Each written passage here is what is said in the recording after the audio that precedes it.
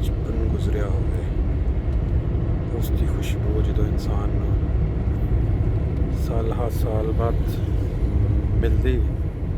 ਤੇ ਫਿਰ ਇਨਸਾਨ ਦੇ ਜਿਹੜੇ ਉਸ ਟਾਈਮ ਤਾਸੁਰਾਤ ਜਾਂ ਕੈਫੀਅਤ ਹੁੰਦੀ ਹੈ, ਉਹ ਹੀ ਅੰਦਾਜ਼ਾ ਲਗਾ ਸਕਦਾ ਜਿਹੜੀ ਉਸ ਟਾਈਮ ਉੱਥੇ ਮੌਜੂਦ ਹੋਵੇ। ਦੇਖੋ ਤੁਸੀਂ ਮਾਸ਼ਾਅੱਲਾ ਇਹ ਵਾਲੀਆਂ ਪਹਾੜੀਆਂ, ਇਹ ਵਾਲਾ ਪੁੱਲ ਜਿਹੜਾ ਤੁਸੀਂ ਇਸ ਟਾਈਮ ਦੇਖ ਰਹੇ ਹੋ, ਔਰ ਉਹਦੇ ਨਾਲ ਜਿਹੜਾ ਨਵਾਂ ਪੁੱਲ ਜਿਹਦੇ 'ਤੇ ਅਸੀਂ ਗੁਜ਼ਰ ਰਹੇ ਹਾਂ, ਇਹ ਸਾਰੀਆਂ ਚੀਜ਼ਾਂ ਜਿਹੜੀਆਂ ਨੇ ਦੇਖ ਕੇ ਬੜੀਆਂ ਯਾਦਾਂ ਜਿਹੜੀਆਂ ਤਾਜ਼ਾ ਬਚਪਨ 'ਚ ਇੱਥੇ ਆ ਕੇ ਅਸੀਂ ਪਿਕਨਿਕ ਮੱਛੀਆਂ ਪਕੜਨ ਵਾਸਤੇ ਵੀ ਬਾਕੀ ਤੇ ਨਹੀਂ ਲੈ ਕੇ ਚਲੋ ਦੇਖਣ ਵਾਸਤੇ ਉਹਨਾਂ ਨੇ ਕਾਫੀ ਜ਼ਿਆਦਾ ਡਿਵੈਲਪਮੈਂਟ ਕਰ ਦਿੱਤੀ ਹੈ ਪਹਾੜੀ ਦੇ ਉੱਤੇ ਲੋਕਾਂ ਦੇ ਸੈਰ ਕਰਨ ਵਾਸਤੇ, ਤੇ ਉਹਨਾਂ ਨੇ ਸਾਰਾ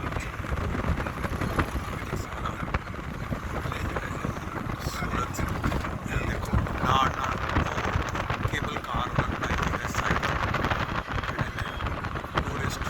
ਜਾਂ ਲੋਕ ਬੈਠ ਕੇ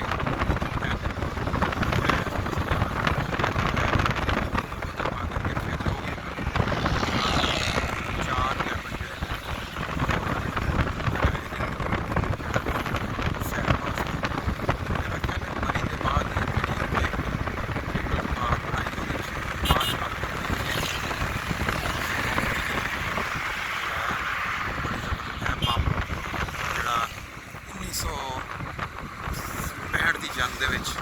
ਕਿਹਾ ਜਾਂਦਾ ਸੀ ਕਿ ਜਿਹੜਾ ਇੰਡੀਆ ਜਿਹੜਾ ਬੰਬ ਸੁੱਟਦਾ ਸੀ ਕਿ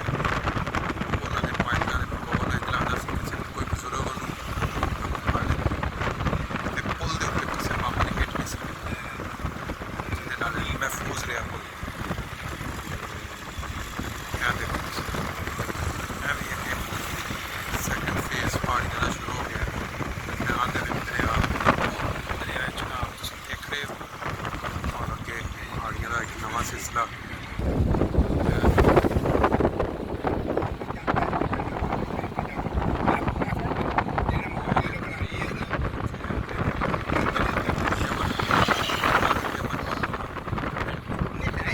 ਤੁਹਾਨੂੰ ਦਿਖਾ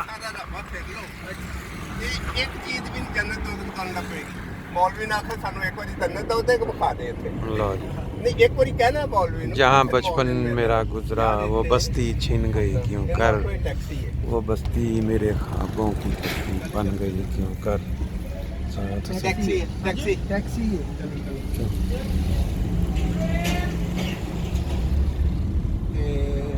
देखो सब तो ज्यादा ਇੱਥੇ ਤੁਸੀਂ ਦੇਖੋਗੇ ਇੱਥੇ ਦਰਖਤ ਨੇ। ਹਾਂਜੀ ਤੁਸੀਂ ਤੋਂ ਜਾਓ ਨਾ ਐਸਾ ਦਰਖਤ ਇੱਥੇ ਨਹੀਂ ਆ ਸਾਰੇ ਇਹ ਸਾਡਾ ਉਹ ਸ਼ਹਿਰ ਜਿਹਦੇ ਵਿੱਚ ਅਸੀਂ ਆਪਣਾ ਬਚਪਨ ਗੁਜ਼ਾਰਿਆ, ਸਕੂਲਾਂ 'ਚ ਗਏ, ਇੱਦਾਂ ਦੀਆਂ ਗੱਲਾਂ ਚੱਲਦੇ ਨਾਲ ਮੈਨੂੰ ਉਸ ਜ਼ਮਾਨੇ 'ਚ ਬਹੁਤ ਜ਼ਿਆਦਾ ਕਲਰ ਹੁੰਦਾ ਸੀ, ਕੋਈ ਇਸ ਤਰ੍ਹਾਂ ਗਰੀਨਰੀ ਜਾਂ ਦਰਖਤ ਇਸ ਫੈਲਦੇ ਨਹੀਂ ਸਨ।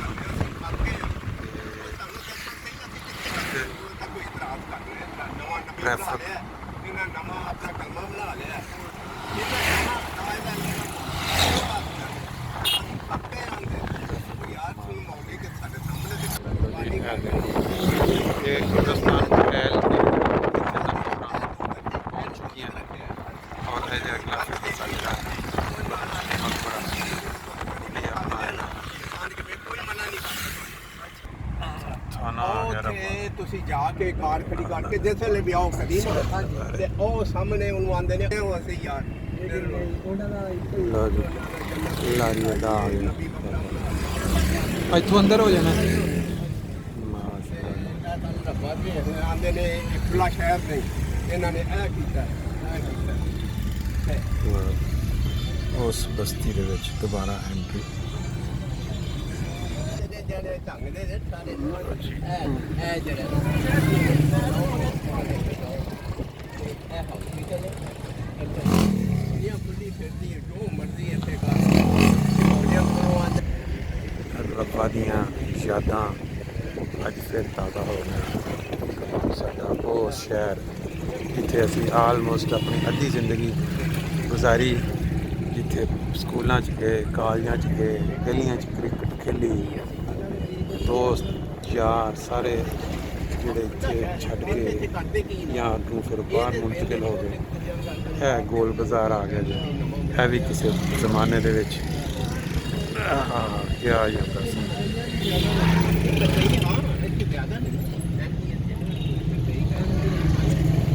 ਬੇਸਿਕਲੀ ਜਿਹੜਾ ਮਰਜ਼ਈ ਕਿਹਾ ਜਾਂਦਾ ਨਾ ਜੀ ਉਮਰ ਭਾਈ, ਉਹ ਲੋਕ ਨੇ ਜਿਹੜੇ ਵਿਗਾੜ ਕੇ, ਜਿਵੇਂ ਕਿ ਤੁਸੀਂ ਕਿਸੇ ਸ਼ੀਆ ਨੂੰ ਵਿਗਾੜ ਕੇ ਕਹੋਗੇ ਨਾ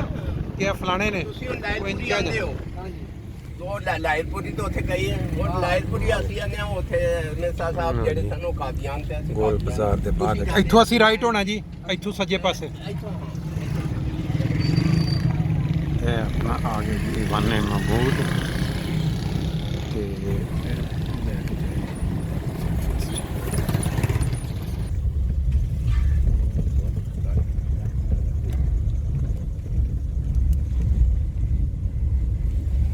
ਇਸ ਸ਼ਹਿਰ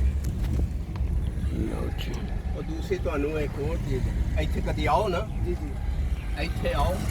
ਉਹਨਾਂ ਨੂੰ ਦੱਸੋ ਮੈਂ ਜਮਾਤ ਨਾਲ ਮੇਰਾ ਤਲਕ ਨਹੀਂ ਕੋਈ, ਮੈਂ ਜਮਾਤ ਨਾਲ ਕੋਈ ਨਹੀਂ ਮੇਰਾ ਤਲਕ, ਮੈਂ ਆਇਆ, ਮੈਂ